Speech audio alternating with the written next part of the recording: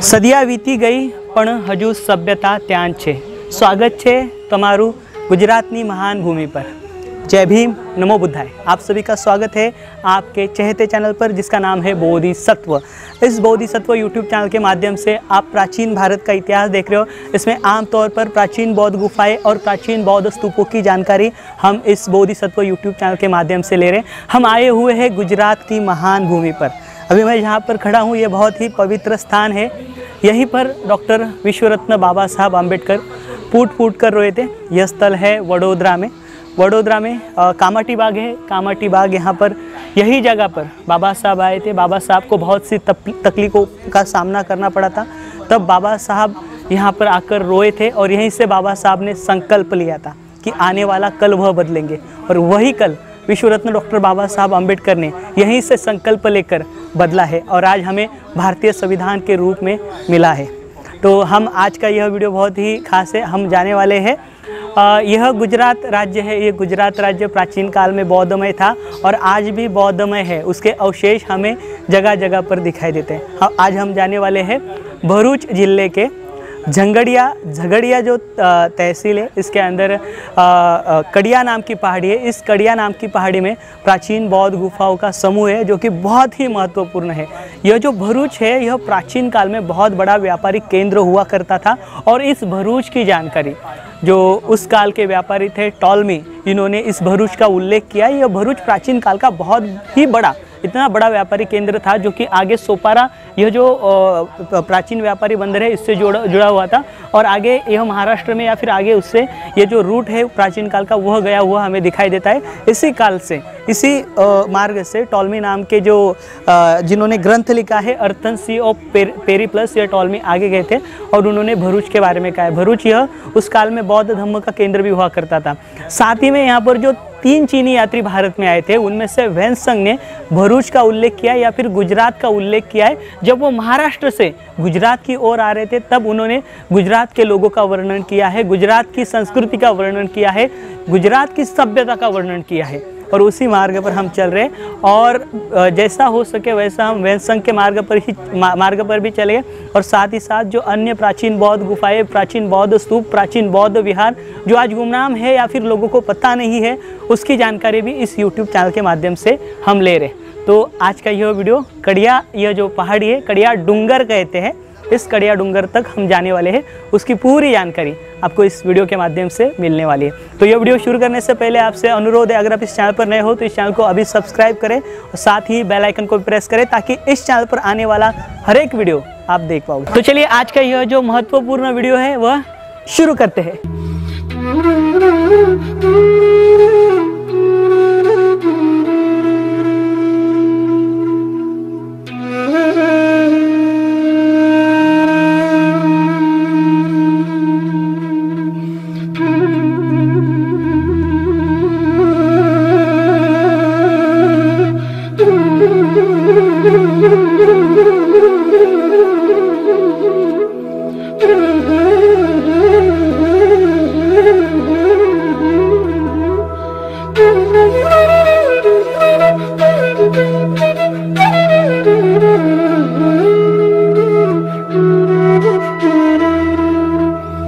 कल रात बहुत हो गई थी, इसके कारण हम कल इन प्राचीन बौद्ध गुफाओं तक नहीं जा पाए। तो कल हम भरूच में रुके थे और भरूच से हमने फिर से जो हमारा सफ़र है वह शुरू किया है और अभी हम आए हैं इन कड़िया पहाड़ी के ये जो प्राचीन बौद्ध गुफा है कड़िया डूंगर की, इसके पास में देखिए यहाँ पर एक बोर्ड लगाया गया है। यह बोर्ड देखिए गुजरात टूरिज़्म विभाग द्वारा लगाया गया है। यहाँ से करीबन 4 किलोमीटर पर यह कड़िया डूंगर प्राचीन बौद्ध गुफाएँ हैं जिनकी हम जानकारी जल्द ही लेने वाले हैं। चलिए आगे का रास्ता हम तय करते हैं।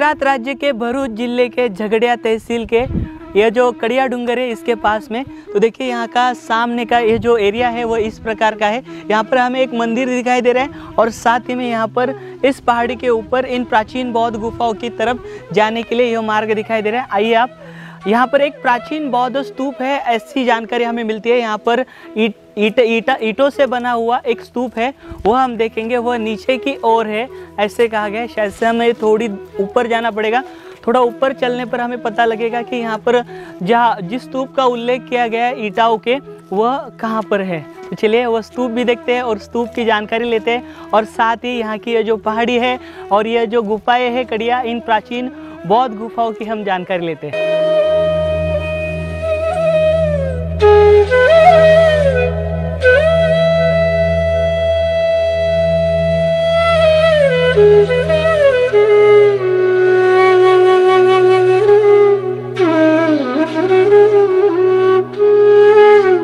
तो साथियों, हमारे साथ है गुजरात के रहवासी सम्राट योगेश।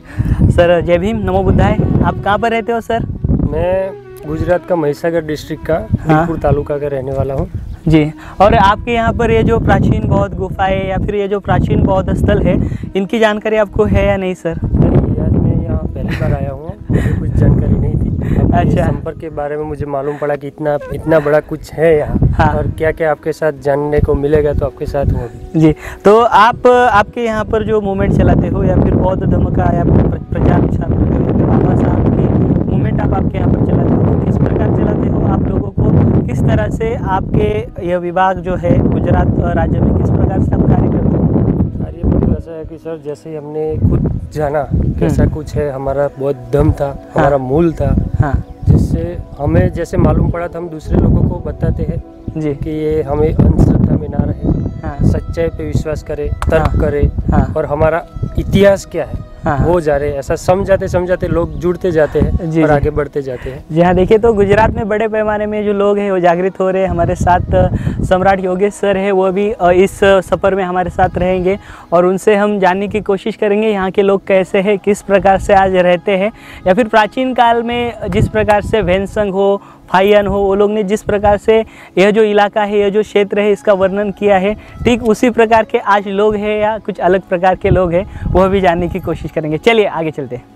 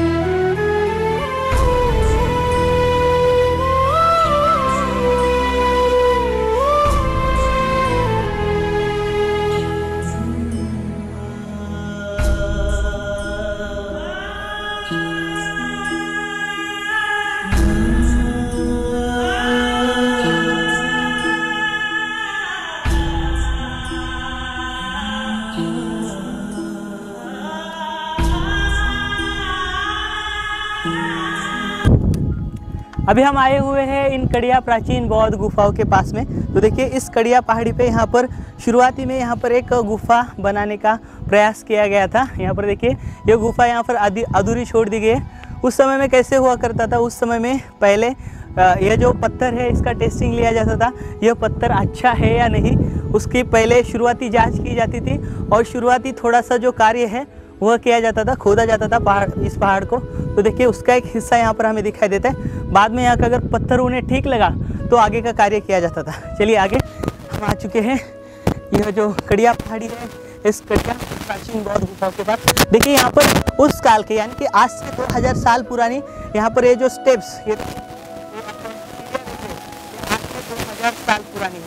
तो इस प्रकार से इन सीढ़ियों का निर्माण किया जाता था। यहाँ पर देखिए, यहाँ पर पकड़ने के लिए, सहायता के लिए यहाँ पर इस प्रकार के ये पैनल लगा दिए गए लोहे के, ताकि यहाँ पर चढ़ने में किसी भी प्रकार की दिक्कत ना हो। हम आ चुके हैं यहाँ की पहली गुफा के पास। देखिए पहली गुफा कुछ इस प्रकार की, यहाँ पर हमें एक प्रवेश द्वार दिखाई दे रहे हैं और प्रवेश द्वार में यहाँ पर 2 स्तंभ है। अष्टकोणीय है, अष्टकोणीय क्यों है? जी, इसे अष्टकोणी पिलर्स कहा जाता है। ये देखिए, ये पूरा एंट्रेंस है, यहाँ से अंदर जाने के लिए एंट्रेंस है और एंट्रेंस में यहाँ पर हमें 2 स्तंभ दिखाई देते हैं शुरुआती में, और यहाँ पर इसके 8 कोने दिखाई देते हैं। यानी कि 8 कोने इसलिए बनाए गए, इसे अष्टकोणी पिलर कहते हैं हम। तथागत बुद्ध के आर्य अष्टांगिक मार्ग को दर्शाता है। हाँ, जो कि उस समय में जो कंसेप्ट है उसके हिसाब से उसका यह प्रतीक है आर्य अष्टांगिक मार्ग का।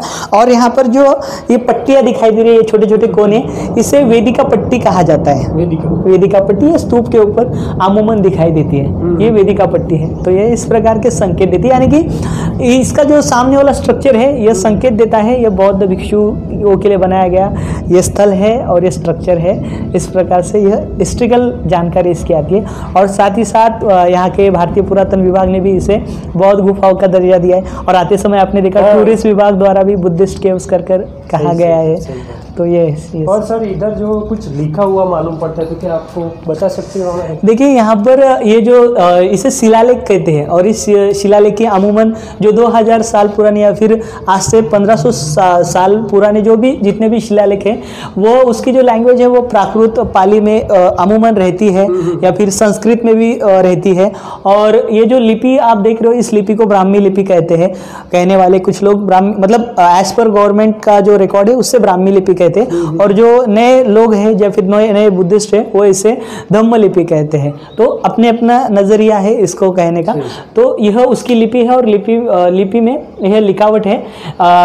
इसमें लिखा हुआ है ये जो स्मारक बनाया गया है, यह स्मारक किसने दान दिया है उसका अमूमन इसमें उल्लेख रहता है। लेकिन यह शिलालेख जो है यहाँ के लोगों द्वारा मतलब देखिए, यहाँ पर पेंटिंग का कार्य होने के कारण ये पूरे तरीके से मिट चुका है और इसमें के कुछ शब्द ही हमें पढ़ने आते हैं। और यहाँ पर भारतीय पुरातन विभाग ने या फिर कहा जाता है यहाँ पर वीर सेन नाम के जो क्षत्रप सम्राट थे, राजा थे, उनके द्वारा यहाँ पर इन गुफाओं का निर्माण किया गया। मतलब उनके काल में, यानी ईसा पहली से दूसरी शताब्दी के दौर में इनका निर्माण हुआ है, ऐसे कहते हैं। तो ये जो बनाया है, हाँ, इसका क्या उपयोग करते थे? इसका उपयोग मतलब उस समय में बौद्ध भिक्षु यहाँ पर एक तो विश्रांति किया करते थे, ये विहार टाइप स्ट्रक्चर है, या फिर यहाँ पर मेडिटेशन किया करते थे।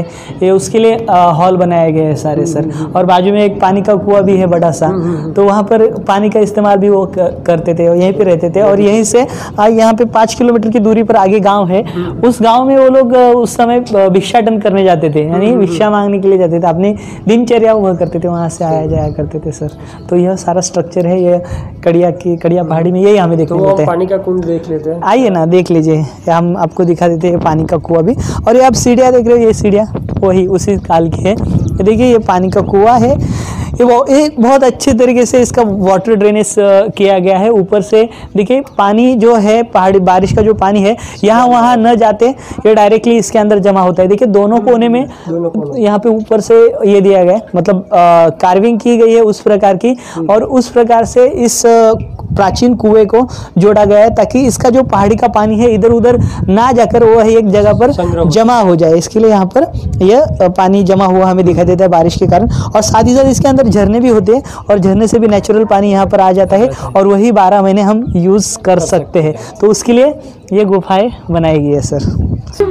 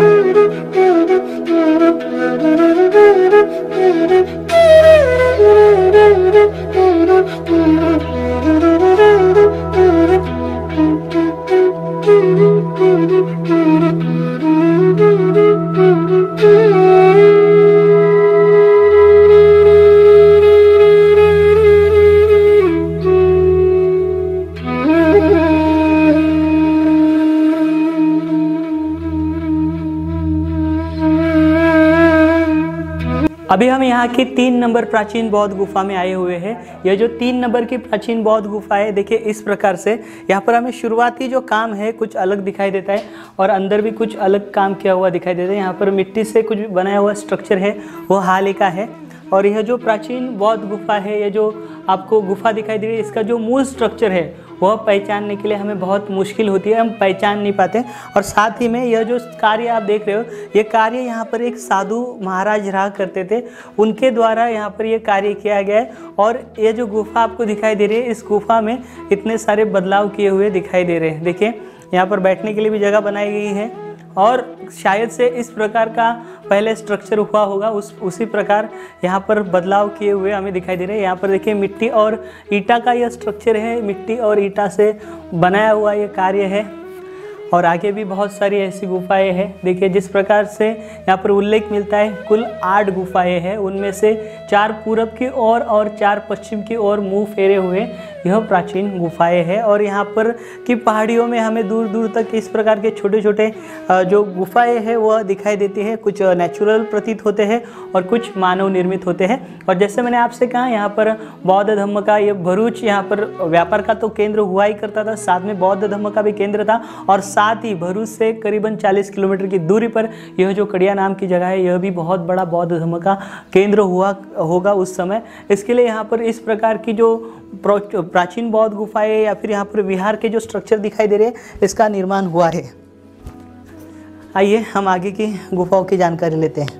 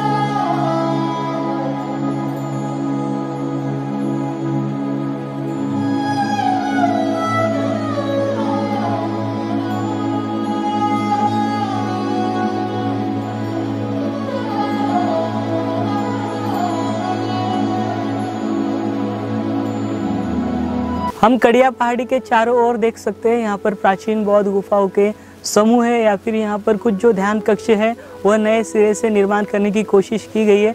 और ऊपर आपने देखा यहाँ पर एक साधु महाराज रहते थे, उनका भी यहाँ पर कार्य हुआ है, उन्होंने भी इन प्राचीन बौद्ध गुफाओं में कुछ बदलाव किए। और साथ ही यहाँ पर हमें ये शैव पंथ द्वारा कुछ मंदिर निर्माण किए हुए यहाँ पर हमें दिखाई देते हैं और यह सब हाल ही के समय में निर्माण हुआ है। यह जो प्राचीन बौद्ध गुफा है, इन प्राचीन बौद्ध गुफाओं का जैसे मैंने आपसे कहा 2000 साल पहले इन गुफाओं का निर्माण हुआ है। और क्षत्रप जो राजा थे, क्षत्रप काल में यह जो प्राचीन बौद्ध गुफाएं हैं, उस समय में इन प्राचीन बौद्ध गुफाओं का निर्माण शुरू हुआ था। और यहाँ का जो वीरसेन राजा है क्षत्रप का, उसका यहाँ पर शिलालेख दिखाई देता है। यहाँ के स्थानिक लोगों की यह मान्यता है कि यह जो प्राचीन बौद्ध गुफाएं हैं, इन प्राचीन बौद्ध गुफाओं में जो पांडव हैं वह वनवास के लिए यहाँ पर रुके थे। और साथ ही में इस प्रकार का भी यहाँ के स्थानिक लोगों का कहना है, भीम और हिडिंबा का यहाँ पर विवाह हुआ था इस क्षेत्र में। इस प्रकार की जो दंत कथाएं हैं वह हमें दिखाई देती है। लेकिन हम जब यहाँ के जो गैजेटियर देखेंगे, डिस्ट्रिक्ट के गैजेटियर देखेंगे या फिर भरूच का इतिहास देखेंगे, तो भरूच यह जो है प्राचीन काल का बहुत बड़ा प्राचीन व्यापारी केंद्र हुआ करता था और साथ ही साथ बौद्ध धर्म का केंद्र हुआ करता था। भरूच के बारे में सबसे ज़्यादा जिन्होंने लिखा है वह है टॉलमी। यह जो टॉलमी नाम के जो व्यापारी थे वो भारत में आए थे। उन्होंने अर्थन सी ऑफ पेरिप्लस, ये जो ग्रंथ है, इस ग्रंथ में भरूच के बारे में जानकारी दी है। और भरूच से आगे वह जहाँ जहाँ तक गए हैं महाराष्ट्र में, वहाँ की उन्होंने जानकारी दी है। सोपारा की जानकारी दी है, नासिक की जानकारी दी है, साथ में तेर की जानकारी दी है। यह ट्रेड रूट थे और यह सिल्क रूट था। इस सिल्क रूट पर ही यह प्राचीन बौद्ध गुफाएं निर्माण की गई है। और यहाँ की ये जो कड़िया पहाड़ी है, ये जो कड़िया पहाड़ी है, ये जो यहाँ की प्राचीन बौद्ध गुफाएं है, यह थेरवादी परंपरा के अनुसार इनका निर्माण किया गया है। यहाँ पर थेरवादी बौद्ध भिक्षु रहा करते थे और यह इन प्राचीन बौद्ध गुफाओं में ध्यान साधना किया करते थे। और साथ ही साथ यह जो प्राचीन बौद्ध गुफाएं है, यह एक प्राचीन काल का प्रशिक्षण केंद्र हुआ करती थी। और यहाँ पर जो बौद्ध भिक्षु थे या फिर श्रामणेर हुआ करते थे, जो श्रमण थे, उनको यहाँ से बौद्ध धर्म की शिक्षा दी जाती थी। वही बातें अभी भी यहाँ पर हमें दिखाई देती है। और यहाँ का जो स्ट्रक्चर है, वह स्ट्रक्चर हम देखेंगे तो ऐसे प्रतीत होता है कि हम उस काल में आए हुए हैं।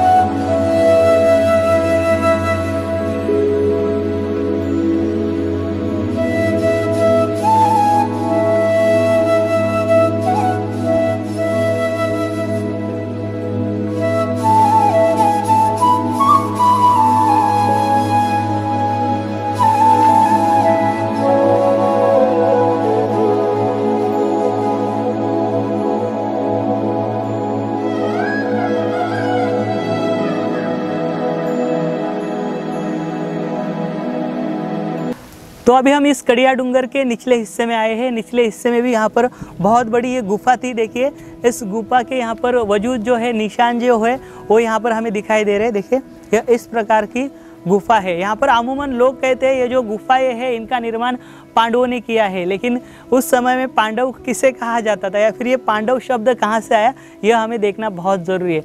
अमूमन ये जो गुफाएं जिन्होंने निर्माण की या फिर यहाँ पर जो लोग रहते थे, वह पीले वस्त्र धारण किया करते थे। और पीले वस्त्र धारण किए हुए व्यक्ति को उस समय पंडु कहा जाते थे या फिर बाद में पंडवा कहा जाने लगा। फिर अभी यहाँ पर पांडव करके लोगों को मतलब जो भी जानकारी दी जाती है, पांडव करके दी जाती है। यहाँ पर पांडव वनवास में आए थे और उनके ज़रिए ही इन गुफाओं का निर्माण किया गया है। लेकिन उसका किसी भी प्रकार का हिस्ट्रिकल एविडेंस नहीं है। ये जो प्राचीन बौद्ध गुफाएं हैं, ये बौद्ध गुफाएं हैं, इसका हिस्ट्रिकल एविडेंस है। और साथ ही साथ यहाँ पर वैसे चिन्ह या फिर बौद्ध धर्म के जो शिल्प है, वह यहाँ पर दिखाई देते हैं। और अमूमन जितने भी प्राचीन बौद्ध गुफाएं हैं, उनका निर्माण बौद्ध भिक्षुओं के लिए ही किया जाता था। तो यहाँ पर देखिए, हाल ही में यहाँ पर मतलब जितने भी यहाँ की प्राचीन बौद्ध गुफाएं हमें दिखाई दे रही है, यहाँ पर भगवान की निर्मित की है, भगवान को बिठा दिया गया है। और यहाँ पर अभी भाविक यहाँ के जो लोग हैं वो आते हैं और लोगों को भी गलत जानकारी दी जाती है। मैं भारतीय पुरातन विभाग से अनुरोध करता हूँ, यहाँ पर कोई आप कर्मचारी रखें, क्योंकि यहाँ पर जो आदमी है वह कहता है कि यह पांडवों की गुफा है, यहाँ पर पांडव आए थे। यहाँ पर जो भीम है और भीम के बारे में भी जानकारी देते हैं और हिडिंबा के बारे में जानकारी देते हैं, उनकी शादी हुई। तो ये सब गलत जानकारी यहाँ पर दी जाती है। आपसे अनुरोध है, आप यहाँ पर सही जानकारी देने वाला कोई रखे या फिर यहाँ पर बोर्ड लगाए, वह भी हिंदी में लगाए। भारतीय टूरिज्म विभाग से अनुरोध है। और आप यहाँ पर ज़रूर आए, ये बहुत ही सुंदर जगह है जो कि भरूच ज़िले में है। फिर से एक बार बता दूँ, और झगड़िया तहसील है और यहाँ पर ये कड़िया डूंगर है, यहाँ पर आप आ सकते हो। तो आशा करता हूँ आज का ये जो वीडियो आपको अच्छा लगा होगा। अगर यह वीडियो आपको अच्छा लगा हो तो इस वीडियो को लाइक करें, कमेंट दें, शेयर करें। अगर आप इस चैनल पर नए हो तो इस चैनल को अभी सब्सक्राइब ज़रूर करें और साथ ही बेल आइकन को भी प्रेस करें, ताकि इस चैनल पर आने वाला हर एक वीडियो आप देख पाओगे। और साथ ही साथ आपको लगता है कि यह जो बोधिसत्वों का कार्य है इसी प्रकार सारे भारत भर में चलता रहे, तो इसके लिए आप आर्थिक सहयोग कर सकते हो। आर्थिक सहयोग करने के लिए फ़ोन पे, गूगल पे, इन सब चीज़ों का इस्तेमाल कर सकते हो। आप इस प्रकार आर्थिक सहयोग कर सकते हो। तो मिलेंगे अगले वीडियो के साथ, अगले जानकारी के साथ। तब तक आप अपना ख्याल रखिए। जय भीम, नमो बुद्धाय, जय भारत।